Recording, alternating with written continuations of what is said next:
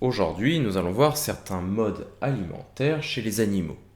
Il existe différents modes alimentaires dans le règne animal. Première catégorie, les animaux qui consomment uniquement des végétaux, ce qu'on appelle les phytophages. Parmi eux, on trouve des animaux comme les termites qui consomment uniquement du bois. On dit qu'elles sont xylophages. D'autres animaux consomment plutôt des fruits.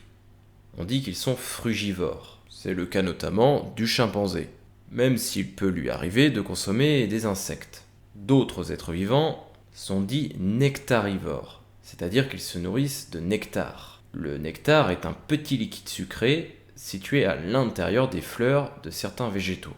Le colibri est un exemple d'oiseau qui se nourrit de nectar. Autre type, les granivores qui se nourrissent de grains. C'est le cas notamment du pigeon. On pourrait également parler des herbivores qui se nourrissent d'herbes. C'est le cas notamment de la vache.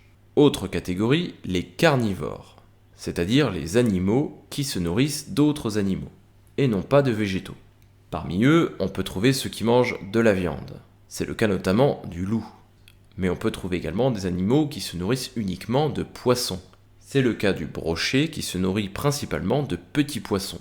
On dit qu'il est piscivore. D'autres animaux se nourrissent essentiellement d'insectes. Dans ce cas, on dit qu'ils sont insectivores. C'est le cas de la grenouille. D'autres animaux encore se nourrissent exclusivement d'animaux morts, mais qu'ils n'ont pas tués eux-mêmes. On dit qu'ils sont charognards, c'est-à-dire qu'ils se nourrissent de carcasses. C'est le cas notamment du vautour.